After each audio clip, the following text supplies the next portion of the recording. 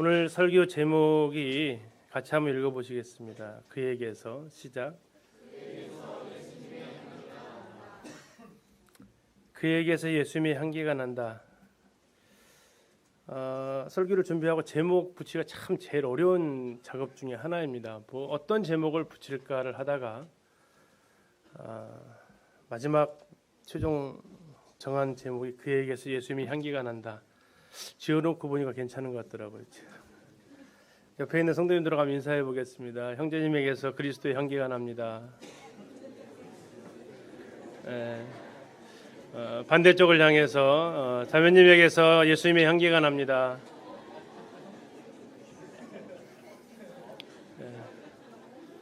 아까 우리 지우 형제님이 꽃처럼 향기 나는 나의 생활은 아니어도 했지만 꽃향기보다 더 진한 향기가 예수 그리스도의 향기가 우리의 삶 속에서 나고 있습니다.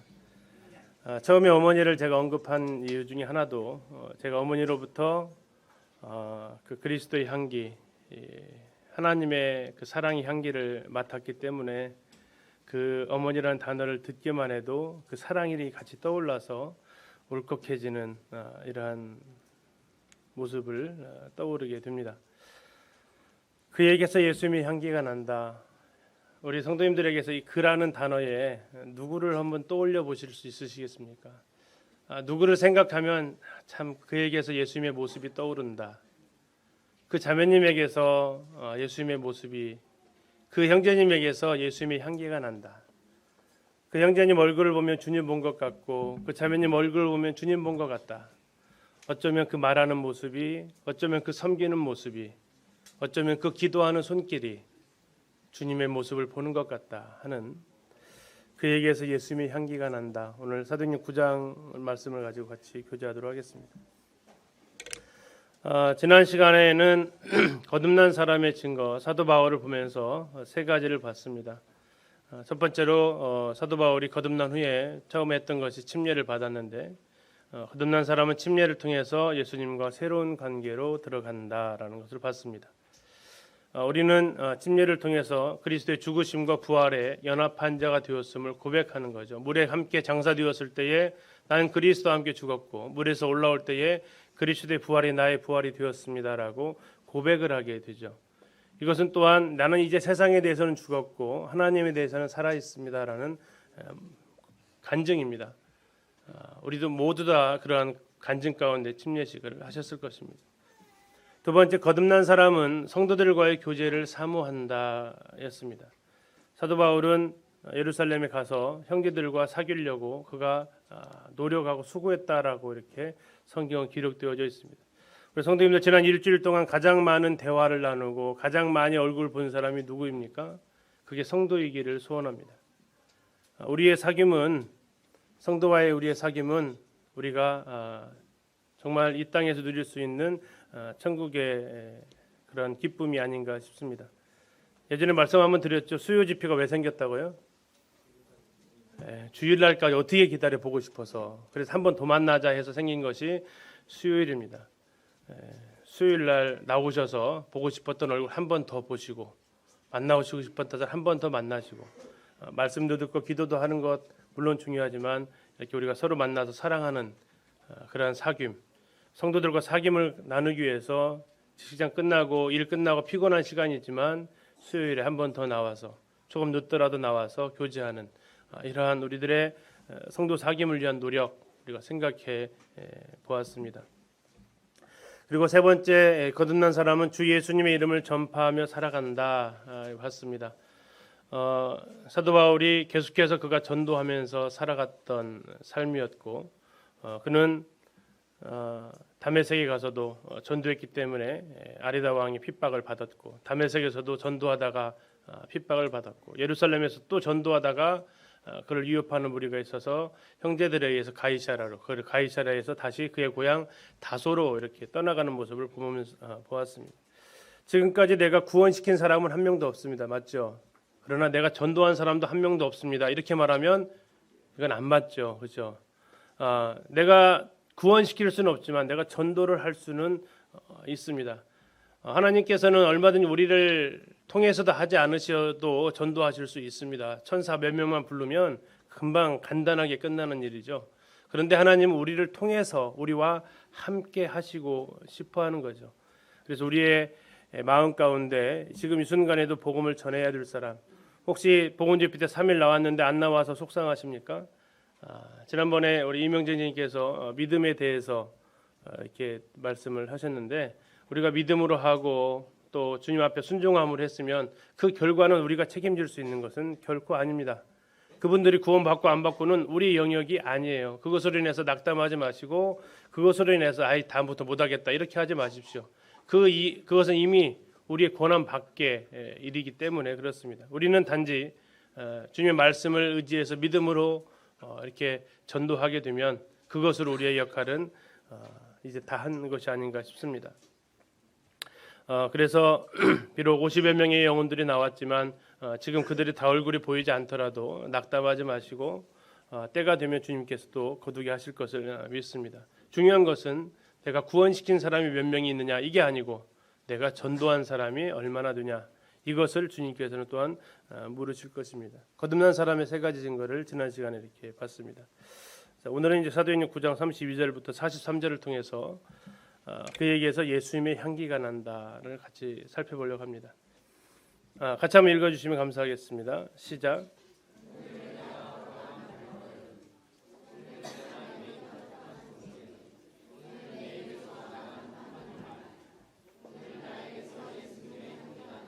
마지막 줄 다시 한번 읽으시겠습니다. 시작. 맡아보실래요? 나는가? 오늘 나에게서 예수님의 향기가 난다. 어떠한 향기가 날까? 오늘 사도 베드로의 그 걸음을 볼 겁니다. 그런데 어쩌면 예수님은 그렇게 닮아 있는지요? 오늘 사도 베드로의 그 손길을 볼 겁니다. 어쩌면 그렇게 예수님을 닮아 있는지요? 오늘 사도 베드로가 내뱉는 말을 볼 거예요. 어쩌면 예수님과 그렇게 똑같은 말을 하는지요? 그의 발걸음에서, 그의 손길에서, 그의 한마디 말에서 예수님의 향기가 나고 있었습니다. 동일하게 우리 성도님들 지난 복음 집회 때 영혼들을 섬기는 그 섬김에서 예수님의 향기가 났어요. 예수님 섬기러 오셨잖아요. 섬기러 오신 그 예수님을 닮아서 섬기는 그 모습이 예수님의 향기를 드러내는 그 모습이었습니다.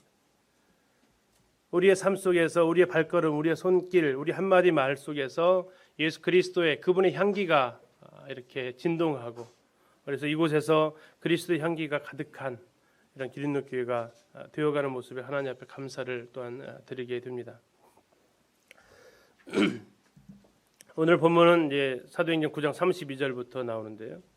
그때 베드로가 사방으로 두루 다니다가 룻다에 사는 성도들에게도 내려갔더니 거기서 애니아라 하는 사람을 만나매 그는 중풍병으로 침상 위에 누운 지 8배라 8년 됐다라고 나옵니다. 여기는 룻다라는 지역이 나오는데요. 룻다라는 곳이 어느 곳이냐, 이게 지도에서 이렇게 살펴보면 지금 이제 보이시는 그 점 찍어져 있는 곳이 룻다가 이렇게 되겠습니다. 이 룻다는 이것이 지금 예루살렘인데요. 예루살렘에서 북서쪽으로 이렇게 올라가는 길에 이렇게 있습니다. 녹색으로 되어져 있다는 얘기는 평지라는 뜻을 가지고 있죠. 평야지대가 되겠습니다.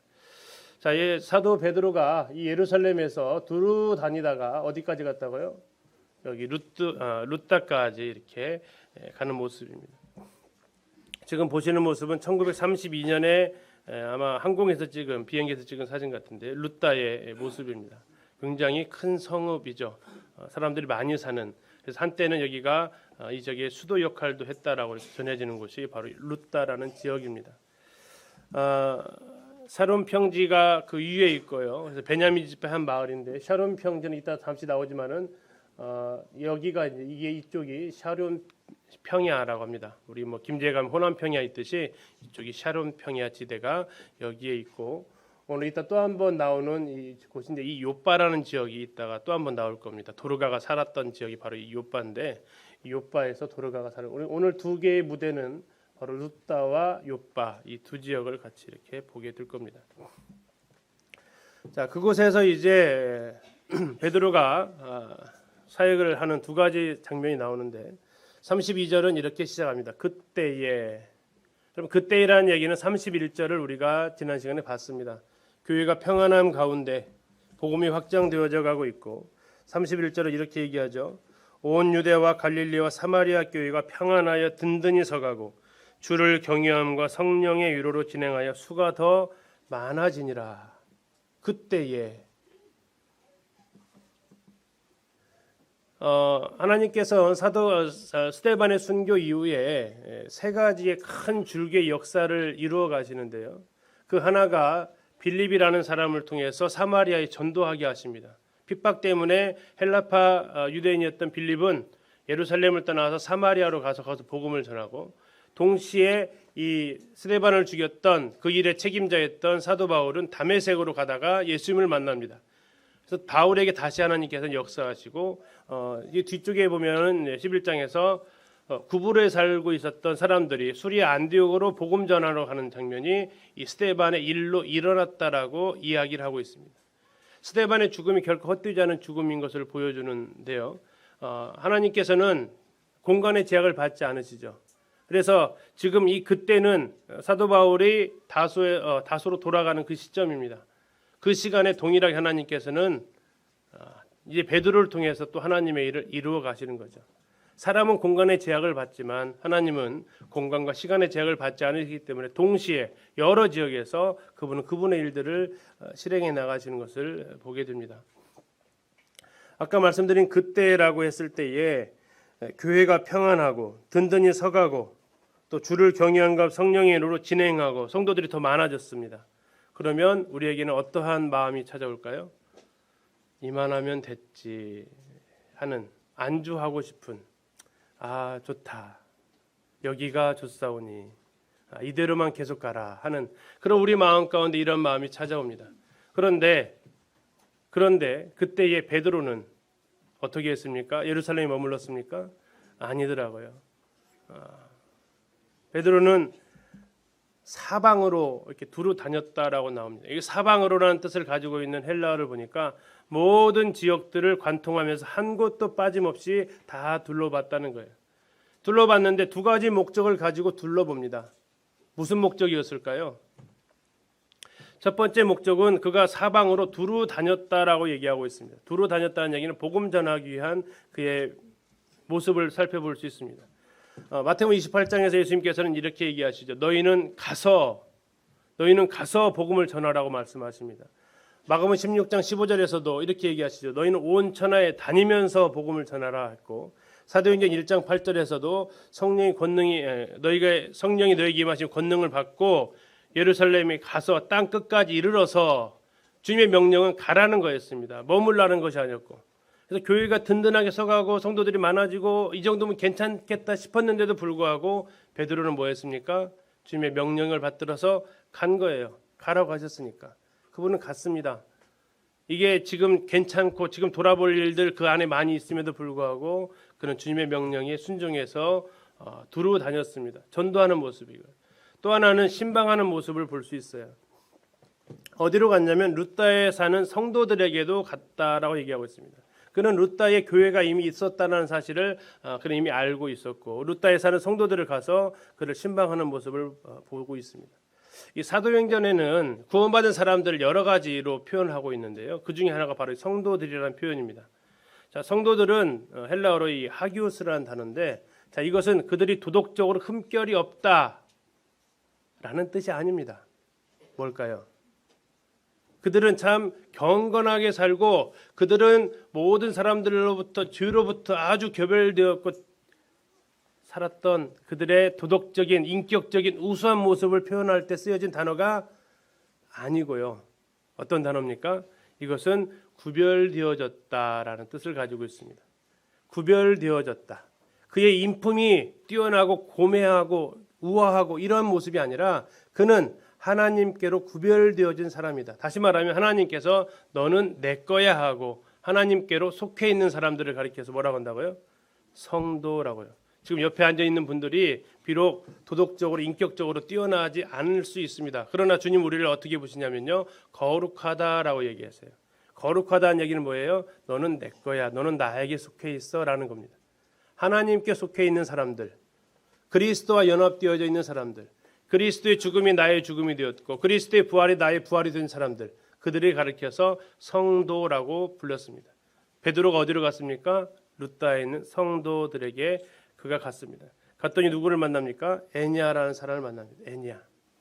성경에 처음 등장하는 사람이고 이후에 그 이름이 등장하지 않습니다. 거기서 에니야라는 사람을 만났는데 그도 아마 성도인 것 같습니다. 그의 이름의 뜻은 사랑받는 자라는 뜻을 가지고 있습니다.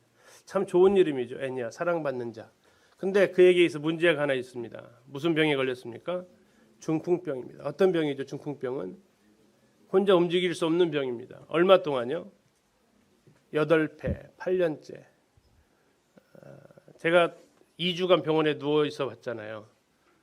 굉장히 쉽지 않은 시간이었고 살이 7kg나 빠졌으니까 다시 원상복귀가 돼서 좀 아쉬운 감이 있긴 한데 이 2주 누워 있는 것도 쉽지 않잖아요. 근데 얼마를 누워 있어야 돼요? 8년요. 상상이 가세요? 8년간 내가 누워 있어야 된다. 상상이 안 가더라고요. 남의 손 없이는 무엇 하나 제대로 해결할 수 없는 사람이 바로 이 중풍병자인데 그것을 8일도 아니고 8개월도 아닌 8년째 저런 생활을 하고 있었던 사람이 바로 에니야였습니다. 그를 찾아간 거예요. 자, 사도 베드로는 그의 모습 속에서 예수님의 향기가 났는데 그는 두루 다녔어요. 예수님의 명령에 의해서 두루 다녔어요. 왜 다녔습니까? 복음 전하려고. 또는 그는 두루 다니다가 루다에 있는 성도들한테 갔어요. 거기 왜 갔어요? 루다에 왜 갔어요? 루다에 왜 가요? 성도들이 있으니까 가요. 괜히 가는 게 아니고 내가 가는 곳은 영혼들이 있는 곳이고 내가 가는 곳은 성도들이 있는 것이에요.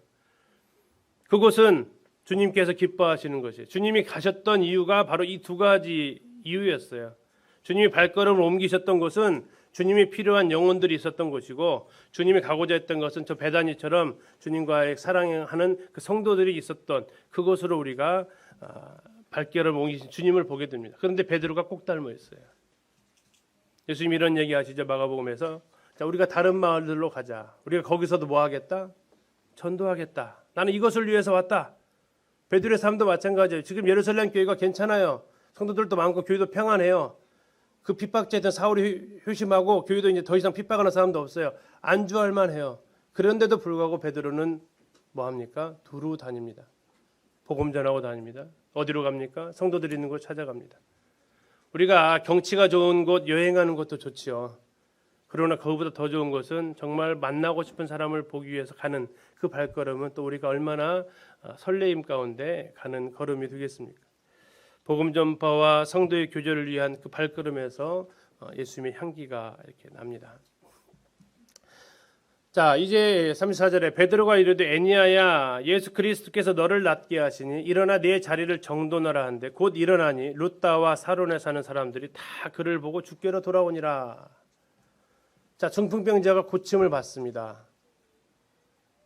그런데 그 결과가 어떻게 나와 있습니까?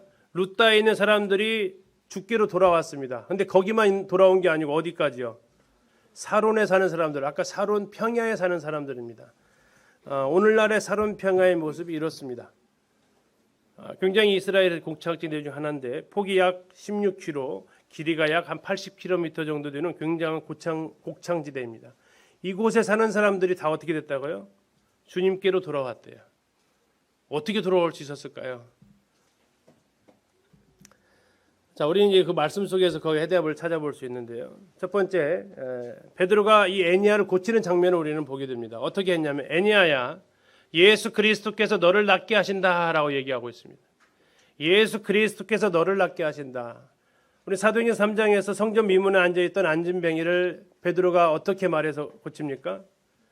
은과 금은 내게 없거니와 내게 있는 것으로 내게 주노니 곧 나사렛 예수 그리스도의 이름으로 일어나 걸으라. 이렇게 외쳤던 베드로의 모습을 우리는 떠올릴 수 있습니다. 이제 나면서 안진병이 된 자가 아니라 이제 아예 일어설 수도 없는 중풍병자를 향해서 그가 뭐라고 합니까? 예수 그리스도께서 너를 낫게 하신다. 내가 낫게 한다고요? 아니요. 예수 그리스도께서 낫게 하신다. 예수께서 너를 낫게 하신다. 자, 이것은 사도행전 3장에서 그가 외쳤던 말과 같은 모습을 이렇게 볼 수 있습니다. 예수 그리스도께서 낫게 하신다. 여기 낫게 하신다는 헬라어가 뭐라고 써 있습니까? 네, 이아타이라고 써 있는데 그 뜻이 뭐냐면 하실 거야라는 단어가 아니고 지금 바로 이 자리에서 내가 이 말을 하면 곧바로 너는 나을 것이다. 내가 이 말을 하고 시간이 지난 다음에 서서히 낫는 게 아니라 내가 이 말이 떨어지는 그 순간 너는 나을 것이다. 말했는데 안 나오면 우리는 이것 때문에 참 담대함이 많이 없죠. 외치고 싶은데 안 되면 좀 망신당할 것 같기도 하고. 근데 사도 베드로는 담대함이 있었습니다. 왜 그랬을까요? 그는 전에 성전 미문에서 안전병이를 일으켜 세워본 경험이 있었고 그때 예수 그리스도 이름이 높여지는 이런 모습을 그는 보았습니다. 이제 그는 다시 이곳 루다의 애니아를 향해서 외치는 겁니다. 예수 그리스도께 너를 낫게 하시니 일어나 내 자리를 정돈하라. 자, 일어나 내 자리를 정돈하라. 자, 이거 어디서 많이 들어본 말이에요. 누구한테 한 말일까요? 마가복음 2장에 보면 그 가버나움에 지붕을 뚫고 상이 내려왔던 중풍병자 사건이 있습니다. 그때 예수님께서 뭐라고 하셨냐면 내가 내게 이르노니 일어나 내 상을 가지고 집으로 가라. 이렇게 말씀했어요. 또 예루살렘 베다니 양문 곁에 베데스다 연못이 있죠. 거기에 38년 된 병자가 있었죠. 그때 예수님께서 그 병자를 향해서 뭐라고 하셨습니까? 예수께서 이르시되 일어나 내 자리를 들고 걸어가라. 자, 베드로가 3년간 쫓아다니면서 뭘 배운 거예요? 이 못 움직이는 사람은 어떻게 고치는 줄 알았어요. 어떻게 고치는지 알았어요. 꼭 해줘야 될 말이 있었어요. 뭐를 해줘야 돼요? 내 자리를 들고 가라. 이 말을 해줘야 되는 거예요. 보고 배운 게 그거니까. 그래서 베드로가 외치는 겁니다. 애니아야, 예수 그리스도께 너를 낫게 하신다. 이제 네 자리를 정돈해라. 들고 일어나라. 그의 말에서 뭐가 납니까? 예수님의 향기가 납니다. 그의 말에서 예수님의 향기가 나요. 루다와 사론에 사는 사람들이 다 그를 보고 주께로 돌아왔다라고 성경은 기록하고 있습니다. 애니아가 중풍병에서 고침을 받았습니다. 그리고 그는 어떻게 했을 것 같아요? 자, 잘 보세요. 루다와 사론에 사는 사람들이 들었어요, 봤어요? 들었어요, 봤어요? 뭘 봤어요? 뭘 봤어요? 그를 봤어요. 그가 누구예요? 베드로예요, 애니아예요? 애니아를 봤어요. 자, 루다에 있는 사람들, 그러면은 그 지역에 있는 사람들이 전부 이 애니아 집에까지 와가지고 봤을까요? 아니요. 이 애니아가 돌아다녔다는 얘기예요. 애니아가 멀쩡해서 돌아다니면서 나 나음 받았다라고, 나 예수께서 나를 고쳐주셨다고 그가 돌아다니니까 저거 소문이 8년 동안 알아누웠으면, 8년 동안 중풍병에 걸려들었으면 그 지역에 있는 사람들 모르겠습니까? 저거 중풍병자 걸렸는데 돌아다닌다? 무슨 일이야? 예수께서 나를 낫게 하셨습니다. 예수께서 나를 낫게 하셨습니다. 그가 이렇게 얘기하니까 그 지역에 있는 사람들이 다 그를 봤어요. 야, 저거 봐, 저기 애니아 오고 있어. 한 발짝도 꼼짝 못하는 저 애니아가 지금 걸어오고 있어. 무슨 일이야? 왜 이래? 했더니 예수께서 나를 낫게 하셨습니다. 라고 얘기하는 거예요. 그러니까 어떻게 무슨 역사가 찾아와요? 그들이 주께로 돌아왔습니다. 주께로 돌아왔다. 이것은 생각이나 그 사상이, 가치관이 변했던 모습을 우리에게 보여주고 있습니다. 데살로니가 1장 9절에서는 이런 똑같은 단어가 쓰여지고 있는데, 너희가 어떻게 우상을 버리고 하나님께 돌아와서 살아계시고 참되신 하나님을 섬기는지. 우상을 버리고 하나님께로 돌아왔다 얘기하고 있는 단어가 동일하게 쓰여져 있어요. 그들이 주께로 돌아왔다는 얘기는 그들이 지금까지 살아왔던 그 길을 더 이상 가지 않고 하나님께로 돌아왔다. 그리고 이제 살아계신 하나님을 섬기는 자가 되었다라는 의미를 가지고 있습니다. 가장 좋은 전도가 뭘까요? 가장 좋은 전도, 나 구원받았다라고 고백하는 겁니다. 나 예수께서 나를 낫게 했다. 예수가 나를 낫게 했다. 이 말을 하고 예수가 내 죄를 다 가져갔다. 예수께서 나를 위해서 죽으시고 나를 위해서 부활하셔서 나는 이제 더 이상 죄인이 아니다. 나는 구원받았다. 나는 거듭났다라고 말하고 다니는 거. 그래서 그 지역에 있는 사람들이 다 그를 보고 주께로 돌아온 역사가 일어나게 하는 것이 어쩌면 가장 좋은 전도의 모습입니다. 자, 그 가운데서 이제 우리가 볼 수 있는 것, 사도 베드로가 주님을 의지하죠. 예수 그리스도께서 너를 낫게 하신다. 그리고 주님을 드러냅니다. 내 자리를 정돈해라. 이런 말에서 예수의 향기가 납니다. 우리는 아까 베드로의 그 발걸음에서 예수의 향기를 봤어요. 도로 다니고 성도들 신방하는 모습 속에서 이제는 주님이 하셨던 말을 그대로 하고 주님의 이름을 의지해서 하는 그의 말에서 예수님의 향기가 납니다. 우리가 하는 발걸음, 우리가 하는 한마디 말에서 예수 그리스도의 향기가 납니다. 우리가 주님을 의지하는 그 말이 그리스도의 향기예요. 우리가 주님을 성경에서 봤던 그 성경의 말씀을 가지고 살아가는 그 말씀이 그리스도의 향기입니다. 우리의 언어가 성경의 말씀이 인용되어지고 성경의 말씀이 실행되어질 때 그것이 바로 그리스도의 향기로 드러나는 것을 보게 됩니다. 자, 이제 이 사실이 욥바로까지 이제 퍼져 가는데요. 36절에 이렇게 나와 있습니다. 욥바에 다비다라 하는 여 제자가 있으니 그 이름을 번역하면 도르가라. 선행과 구제하는 일이 심히 많더니 그때 병들어 죽음에 시체를 씻어 다락에 놓이니라. 자, 상황은 아까보다 더 안 좋아진 상황입니다. 아까는 중풍병자였어요. 그래도 뭐는 달려 있어요. 숨은 달려 있잖아요. 말은 알아듣잖아요. 그죠? 말 살아 있으니까 사지는 못 움직이지만 들을 귀는 있잖아요. 근데 지금 상황은 어떤 상황이에요? 죽었어요. 병들어서 죽었어요. 병들어서 죽긴 죽었는데 좀 빨리 돌아가신 것 같아요. 생각보다. 병들어 죽었는데 그들이 다락에다가 누웠어요. 그래서 좀 자세히 좀 보도록 하겠습니다. 자, 욥바에 다비다라는 여제자가 있다. 이 여제자라는 사도행전에 처음 나오는 단어고 여기서만 나오는 단어예요. 여제자라는 단어가. 자, 그의 이름이 뭐라고요? 우린 도르가로 더 많이 알고 계세요? 다비다로 더 많이 알고 계세요? 왜 도르가로 더 많이 알고 계실까요?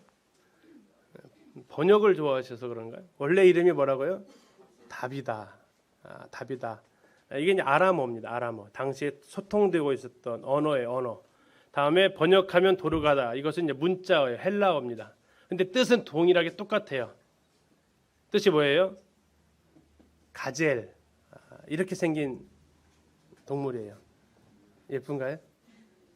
네. 이스라엘에 가면 이 막 바위를 깡총깡총 뛰어다니는 이 노루도 아닌 것이 사슴도 아닌 것이 이런 것이 하나 있어요. 근데 그렇게 예뻐요. 뛰어다니는 모습이 정말 앙증맞고 정말 귀여운 이 이름이 이래요.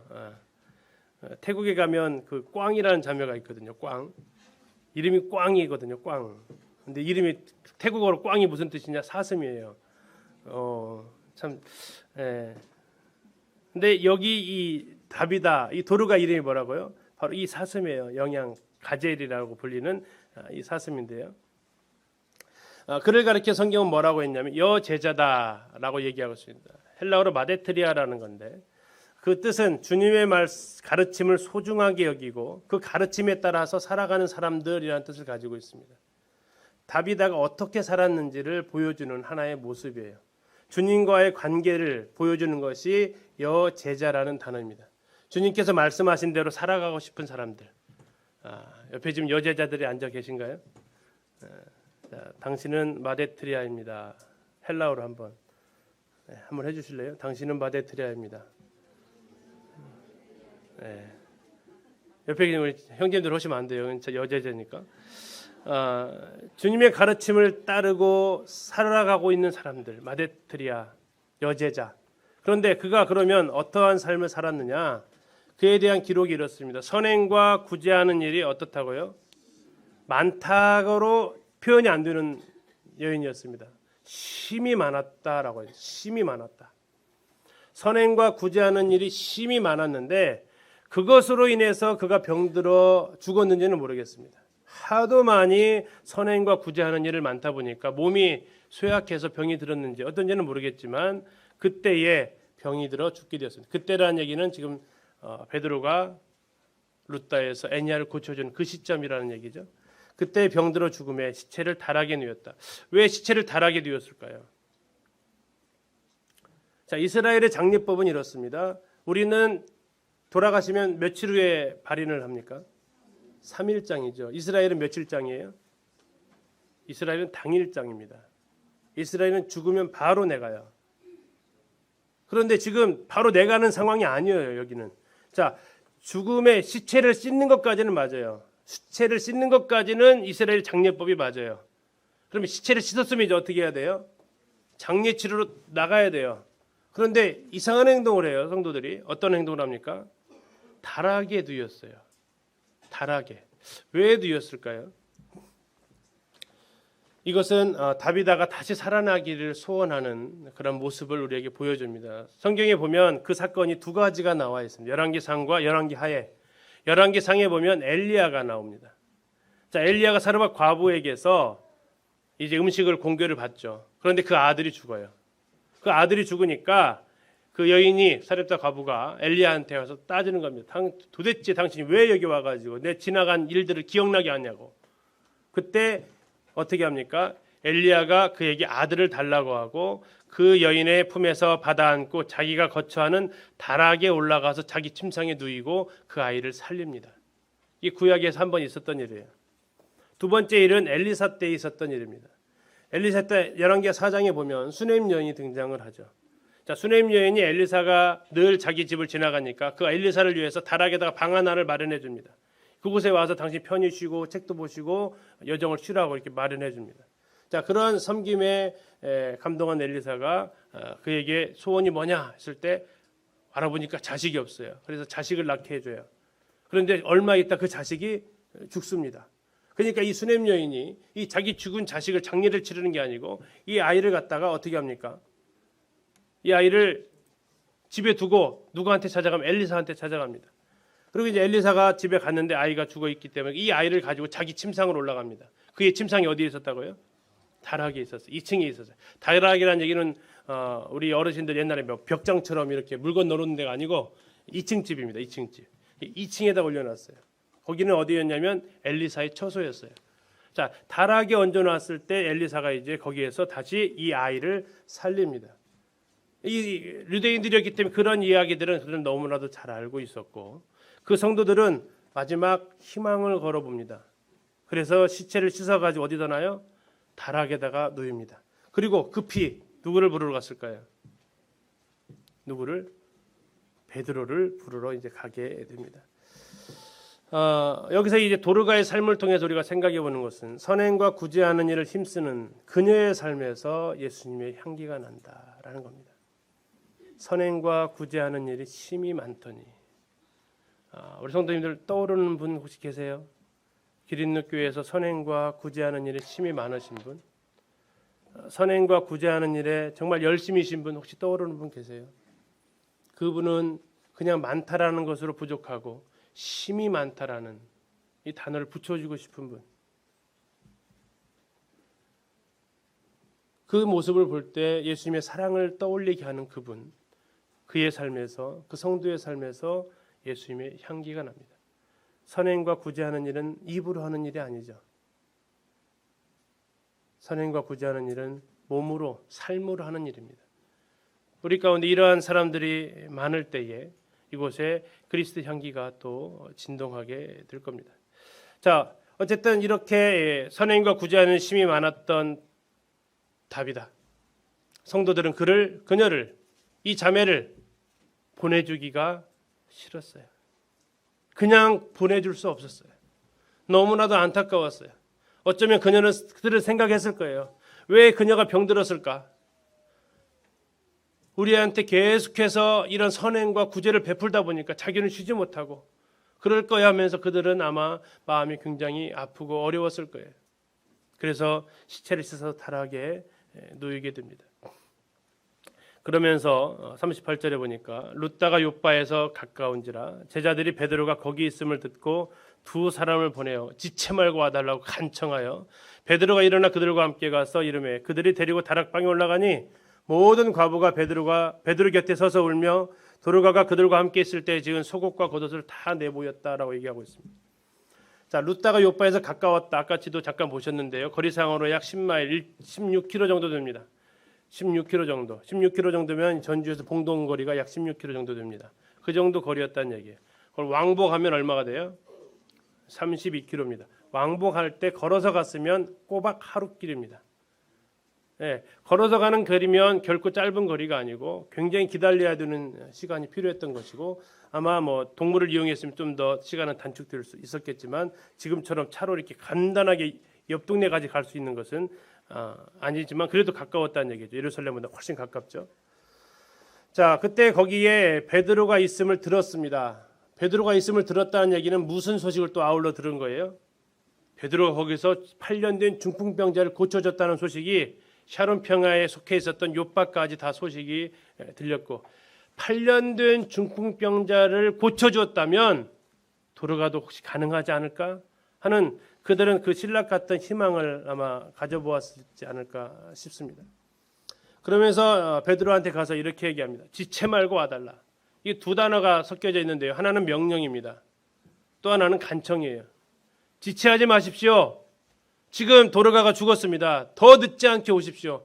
어쩌면 늦어버린 거 아닌가요? 죽기 병들었을 때 차라리 초대했으면 병들었을 때 불렀으면 더 좋았을 텐데 왜 죽고 나서 불렀는지 모르겠지만 지체 말고 와주십시오.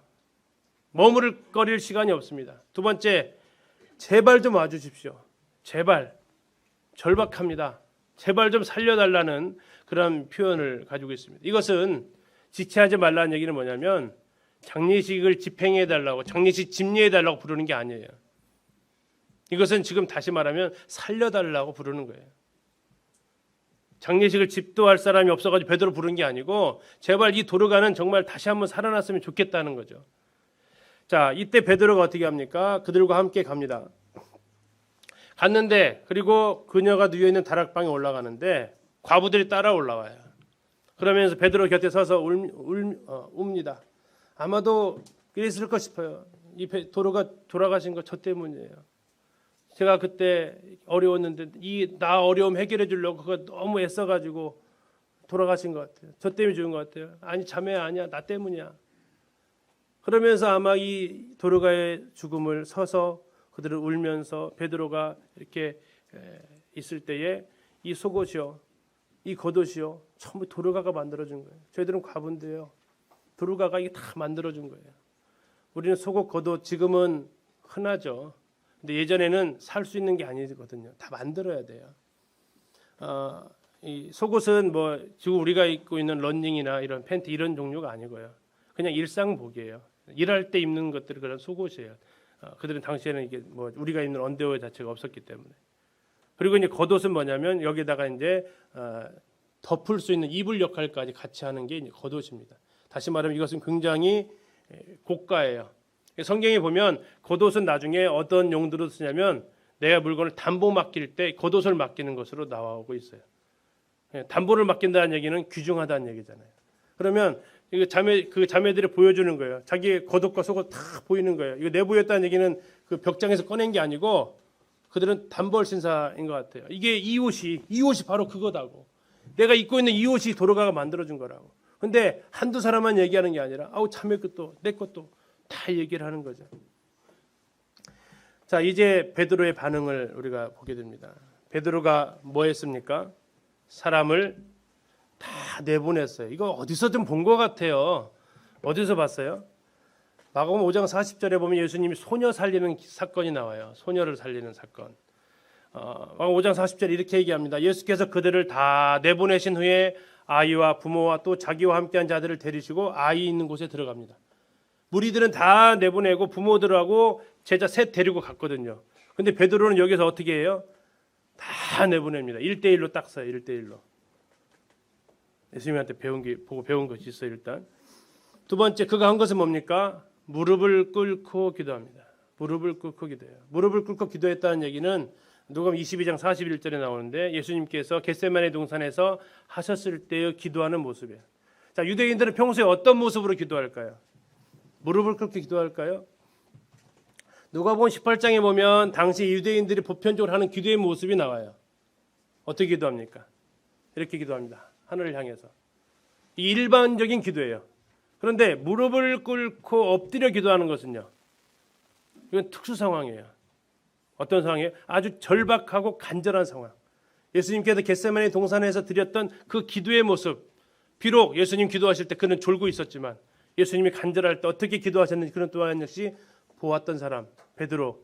이 상황에서 그는 무릎을 꿇고 하나님 앞에 기도합니다. 궁금했어요. 언제까지 기도했을까? 언제까지 기도했을까요? 아마 제 개인적으로 생각해 봤어요. 주님 가능할까요? 이거 한 번도 안 해본 일인데요. 중풍병자까지는 어떻게 좀 했는데 이게 죽은 사람도 이게 가능할까요? 그는 아마 주님 앞에 정말 간절히 기도를 했습니다. 그런데 그가 이제 돌이켜서 시체를 향합니다. 그러면 무엇인가 지금 확신이 생겼다는 얘기입니다.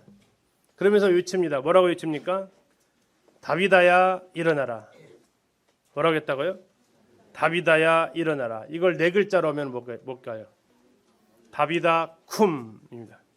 자, 마가복음 5장 41절에서 뭐라고 나온지 혹시 아세요? 달리다 쿰 합니다. 자, 달리다의 뜻은 뭐냐면 소녀라는 뜻이에요. 그래서 달리다 쿰 하면 뭐예요? 소녀야 일어나라예요. 자, 이제 아줌마잖아요. 그렇죠? 아줌마니까 달리다라고는 말을 못해. 뭐라고 했다고요? 이름이 보니까 다비다야. 그러니까 어떻게 했어요? 다비다 쿰. 몇 글자 틀려요?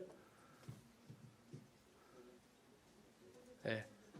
한 글자, 한글말로는 꽤 많이 틀리죠. 달리다, 다비다. 두 글자 틀리나요?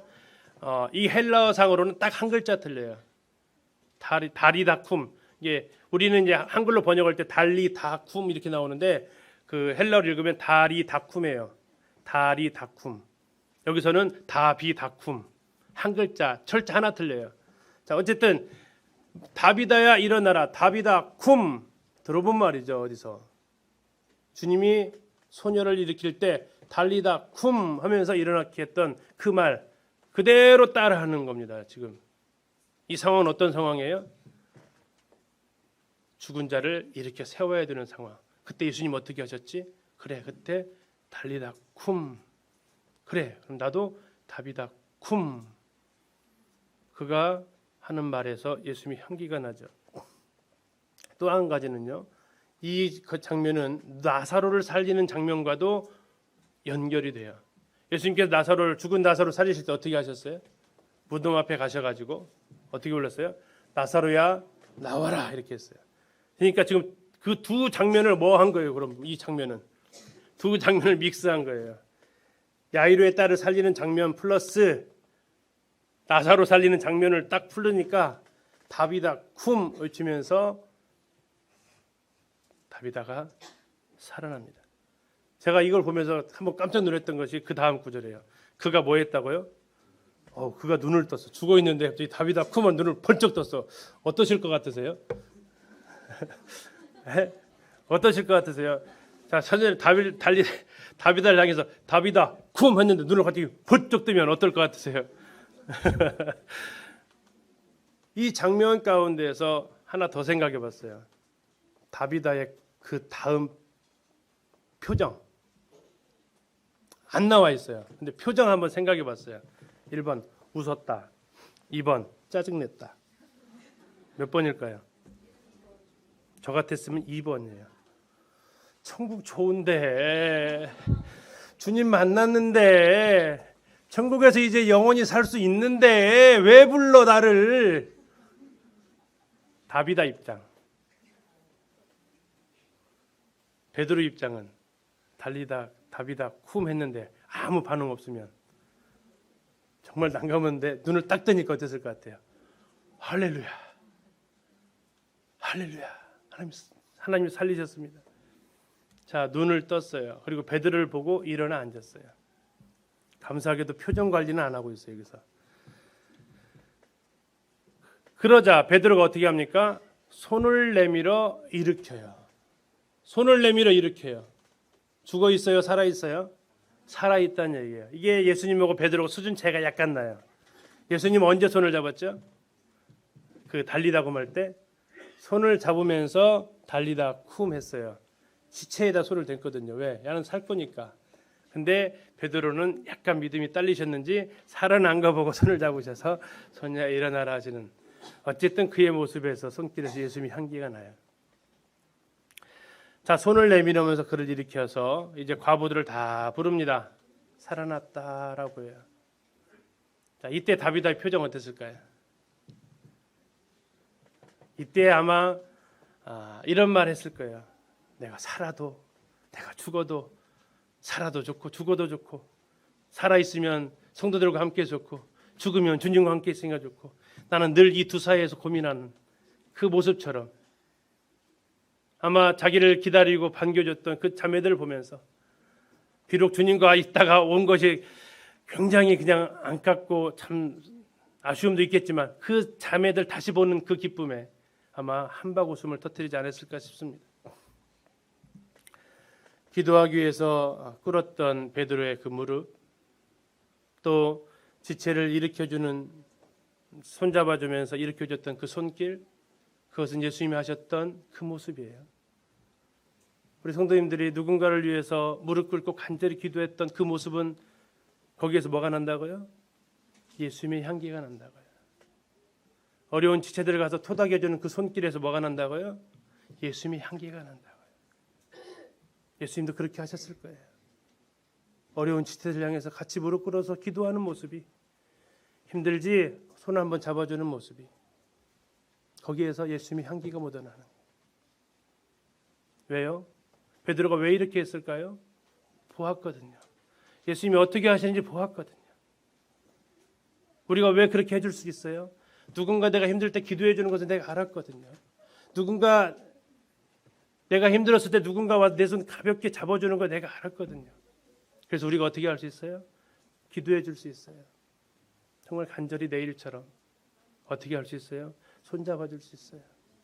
힘들 때, 어려울 때 그 손길, 그 한마디 말을 통해서, 그 아무도 모르는 골방에서 그를 위한 기도를 통해서 그에게서 예수님의 향기가 납니다.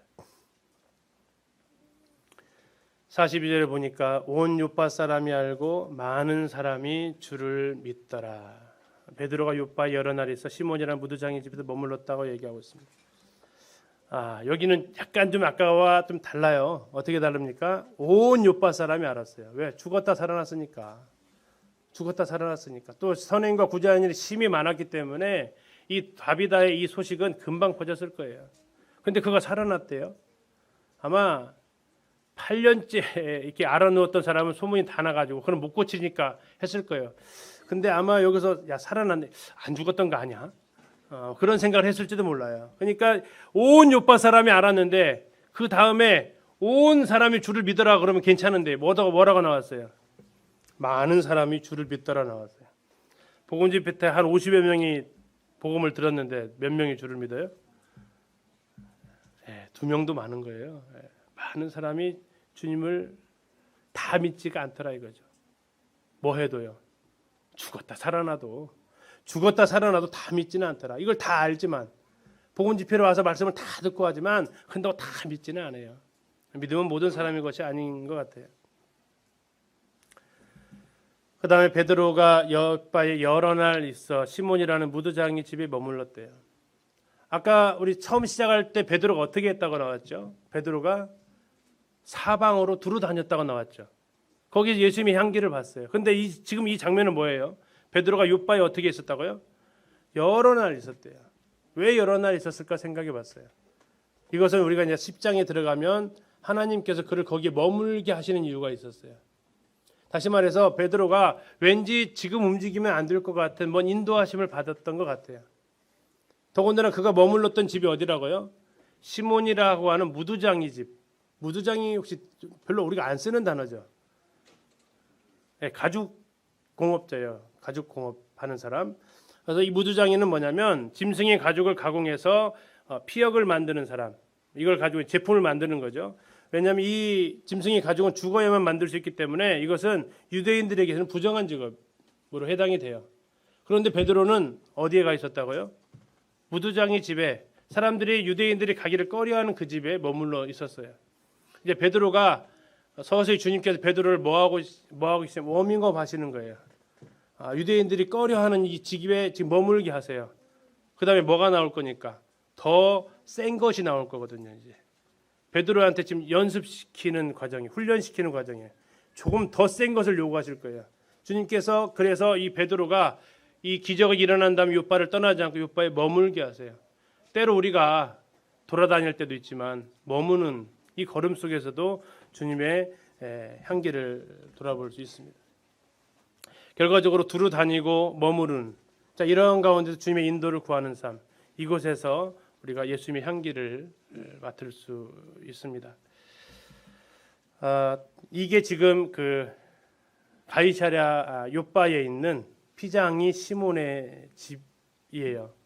고고학적으로 검증이 끝났습니다. 이번에 1월 달에 갔다 왔는데 여기 젤로 유액이 써 있습니다. 시몬 더 테너 이렇게 그러면서 이정표가 이렇게 되어져 있습니다. 근데 지금 이곳에 민간인이 살고 있어요. 그래서 문이 늘 닫혀 있어요. 힘들어 죽겠다고 그만 좀 찾아오라고.